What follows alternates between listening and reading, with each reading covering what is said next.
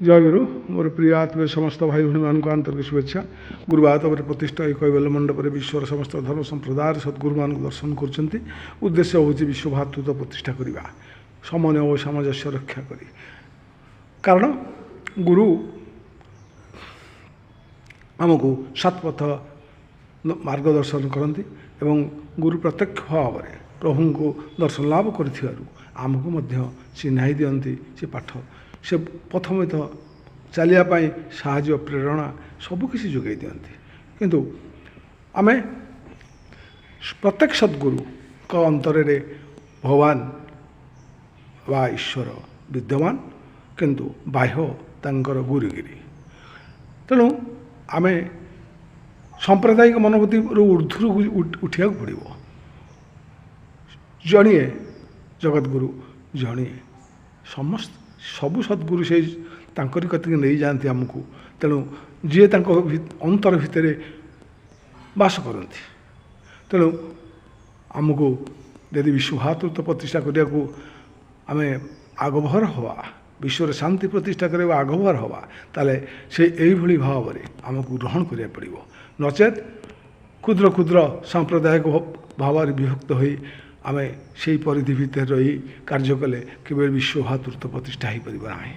यही कैवल्य मंडप में समस्त संप्रदायर सद्गुरु मान को बसा जाइछि एवं यह मोर मनगड़ा कथा नुहे ये हूँ ठाकुर केशवचंद्र अतुलनीय अवदान आमको बुझा पड़ो एवं आर तात्विक अर्थ एवं मर्म कौन बुझी आम कार्य कले निश्चित भाव में आम विश्व भातृत्व प्रतिष्ठा दिगरे एक माइलखुंड भाव में कार्य करवा। तेबे शास्त्र वचन गुरुवाणी आम आलोचना करते धर्मर किभरी सार्वभौमत्वाद अधिकारी भेदे सर्वप्रकार जनगण निमित्त धर्म प्रणाली प्रकाशित होगा फल हिंदू धर्मर मूल देश अति प्रकांड होइछि। तथापि धर्मर जेते उच्च स्तर को उठिब लोके संख्यार सेतिकी अल्पता एवं ता संगे संगे साधन पद्धतिर मध्य सेतिकी ह्रासता परिदृष्ट हेब। हिंदू धर्म साधन प्रणाली प्रथमे पशुत्व मुक्ति लाभ पूर्वक मनुष्यत्व स्तर को उन्नीत होगा तत्पर मनुष्यत्व मुक्ति लाभ करी देवत्व लाभ करिबा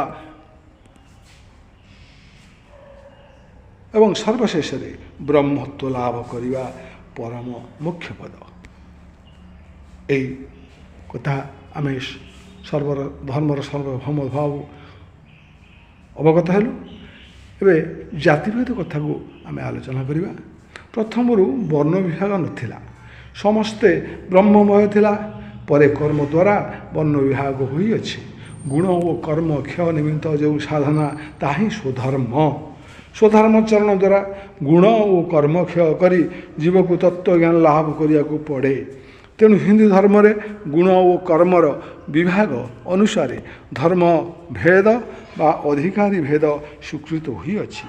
यही अधिकारी भेद ही जाति भेदर मूल भित्ति स्वरूप। अन्य धर्म संप्रदाय रे ज्ञानी और अज्ञानी निमित्त गोटे मात्र धर्म प्रणाली साधन निर्दिष्ट अच्छे।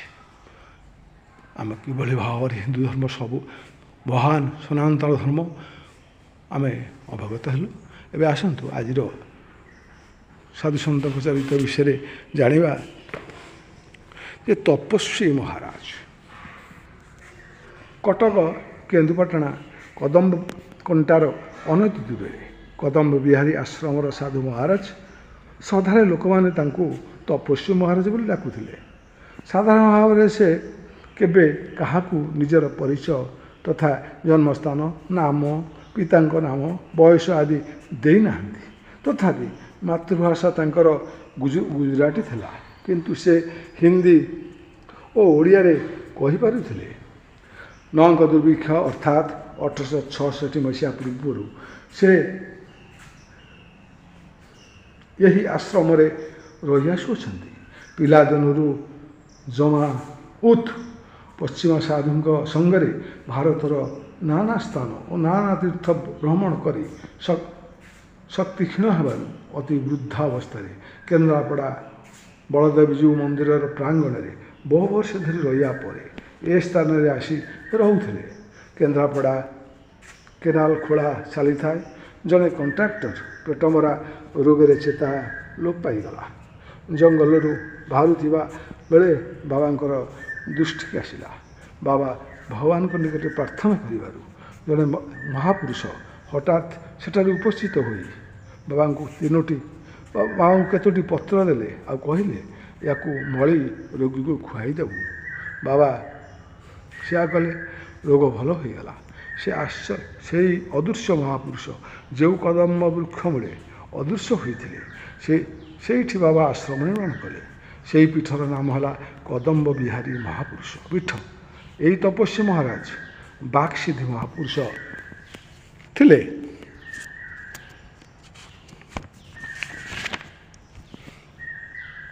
ସେ ଅତି ଗମ୍ଭୀର ଧୀର, ପର ଦୁଃଖରେ ଦୁଃଖୀ, ଆପାଦ ମୋଚନ ତତ୍ପର ଥିଲେ। ସତ୍ୟ, ଅହିଂସା, ନିର୍ଲୋଭତା ଏବଂ ଅନାସକ୍ତି ଆଦି ସନ୍ନ୍ୟାସର ସମସ୍ତ ଗୁଣ ତାଙ୍କର ଥିଲା। ଯୋଗ ହିଁ ତାଙ୍କର ପ୍ରଧାନ ଶକ୍ତି। ସେ କେତେ କାଳ ଯେ ଏ ଧରାଧାମରେ ରହି ଯୋଗ ସାଧନା ପଥରେ ବ୍ରତୀ ହୋଇଥିଲେ ତାହା କେହି କହିହେବ ନାହିଁ। ଜୀର୍ଣ୍ଣ ଅବସ୍ଥାରେ ସେ 4-5 ପିଢ଼ିର ଲୋକ ତାଙ୍କୁ ଦେଖିଛନ୍ତି ବୋଲି ଶୁଣିବାକୁ ମିଳେ। ରଘୁନାଥ ଜୀଉ ଥିଲେ ତାଙ୍କର ଆରାଧ୍ୟ ଦେବତା। ସାଧୁଜୀଙ୍କ ସହ ତାଙ୍କର 2 ଜଣ ଶିଷ୍ୟ ଆଶ୍ରମରେ ଏକତ୍ର ବାସ କରୁଥିଲେ। ସେମାନଙ୍କ ମଧ୍ୟରୁ ପ୍ରଥମ ତ୍ରିବେଣୀ ଦାସଜୀ, ଦ୍ୱିତୀୟ ପରଶୁରାମ ଦାସଜୀ ନାମରେ ଅଭିହିତ। ପ୍ରଥମ ଜଣକ ନିଷ୍କାମ ଯୋଗୀ ଏବଂ ଦ୍ୱିତୀୟ ଜଣକ ଥିଲେ କର୍ମଯୋଗୀ। ପ୍ରତ୍ୟହ ପ୍ରାତଃ ଓ ସାୟଙ୍କାଳରେ ବାବା ହୋମ କରନ୍ତି। ହୋମକୁଣ୍ଡରେ ଅଖଣ୍ଡ ଅଗ୍ନି ସଂସ୍ଥାପିତ ହୋଇଥାଏ। ସେହି ହୋମକୁଣ୍ଡରୁ ଅଗ୍ନିରେ ରୋଷେଇ, ସନ୍ଧ୍ୟା ଆଳତି, ଧୂପାଦି ହୁଏ। ଅଗ୍ନି ସେଥିରୁ କଦାପି ନିର୍ବାପିତ ହୁଏ ନାହିଁ। ଯଜ୍ଞର ବିଭୂତି ହିଁ ଔଷଧ ଓ ଆଶୀର୍ବାଦ ରୂପରେ ମନ୍ତ୍ରପୁତ କରି ଭକ୍ତମାନଙ୍କୁ ବାବା ଦିଅନ୍ତି। ତାହା ହିଁ ରୋଗ, ଭୟ, ଦୁଃଖ, ସୁଖ ହରଣ କରେ। ସେ ସର୍ବଦା କୌପିନୀ ପରିଚିତ।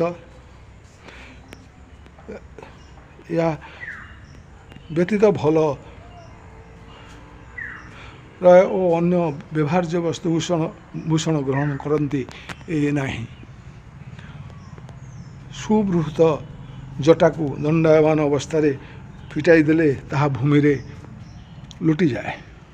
ବିଭୂତି ଲେପନ ଶରୀରରେ ଶ୍ରୀରାମ ତିଳକ ଧାରଣ କରିଥିବା ସ୍ମର୍ଥ ବିଶିଷ୍ଟ ଦୀର୍ଘକାୟ ଗୌରବର୍ଣ୍ଣ ଶରୀରଟି ସୁଶୋଭନ ଦିଶେ। ଗମନାଗମନ ବେଳେ ପାଦରେ କଠଉ। ରାତି 4ଟାରେ ସ୍ନାନ ମାର୍ଜନ ସାରି ଯୋଗ ସାଧନ ପରେ ହୋମ, ତାପରେ ଭଗବତ ବିଷୟାଦି ଆଲୋଚନା କରନ୍ତି। ଆଶ୍ରମର ଯାତ୍ରା ମଧ୍ୟରେ କୀର୍ତ୍ତନ ପାରାୟଣ, ଭାଗବତ ସପ୍ତାହ, ମାଘ ସପ୍ତମୀ, ବାଲିମେଳା, ଶ୍ରୀରାମ ନବମୀ ପ୍ରଭୃତି ପାଳନ କରାଯାଏ। ସେ ସମାଧିର ବହୁ ପୂର୍ବରୁ ପ୍ରାୟ 15-16 ବର୍ଷ ପୂର୍ବରୁ ଆହାର ପରିତ୍ୟାଗ କରିଥିଲେ। କେବଳ ଯୋଗ ହିଁ ତାଙ୍କର ସର୍ବଶକ୍ତିଦାୟକ ଥିଲା। 1951 ମସିହା ଚୈତ୍ର ମାସ ରବିବାର କୃଷ୍ଣ ପଞ୍ଚମୀ ତିଥିରେ ମହାପୁରୁଷଙ୍କର ମହାସମାଧି ଘଟିଥିଲା। ଉପଯୁକ୍ତ ସମୟ ଆସିବାର ଆଶ୍ରମର ଶିଷ୍ୟଦ୍ୱୟଙ୍କୁ ଯୋଗରେ ବସିବାକୁ କହିଲେ ଏବଂ ସେ ନିଜେ ମଧ୍ୟ ଯୋଗରେ ରହିଲେ। ଶିଷ୍ୟ 2ଟି ଯୋଗ ସମାଧି ଭଗ୍ନ ପରେ ସେମାନେ ଶ୍ରୀଗୁରୁ ଦର୍ଶନ କରିବାକୁ ଯାଇ ଦେଖନ୍ତି ତ ତପସ୍ୱୀ ମହାରାଜ ମହାସମାଧିରେ ଲୀନ।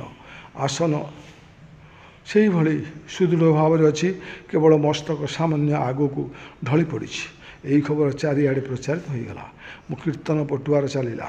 ସମାଧି ମନ୍ଦିରର ଭିତ୍ତି ସ୍ଥାପନ ନିମିତ୍ତ ମାଟି ଖୋଳାଯାଇ କାର୍ଯ୍ୟର ଶୁଭ ଦିଆଗଲା।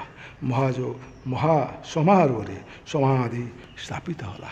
ଏହିଭଳି ଜଣେ ଆମର ଯୋଗୀ ତପସ୍ୱୀ ସାଧକ ଜୀବନୀ ଶ୍ରବଣ କଲୁ। ଆଶା କରୁ ଆମେ ସେଇଭଳି ଭାବରେ ଗୁରୁ ଗ୍ରହଣ କରି ଯଦି ସାଧନା ପଥରେ ଗତି କରିବା ତାହେଲେ ନିଶ୍ଚିତ ଭାବରେ ଆମେ ଲକ୍ଷ୍ୟସ୍ଥଳରେ ପହଞ୍ଚିବା। ଏହା ହିଁ କୈବଲ୍ୟ ମଣ୍ଡପର ବାର୍ତ୍ତା। ଜୟ ଗୁରୁ ଚରଣନାଥ କି ଜୟ, କୈବଲ୍ୟନାଥ କି ଜୟ, ଆନନ୍ଦନାଥ କି ଜୟ।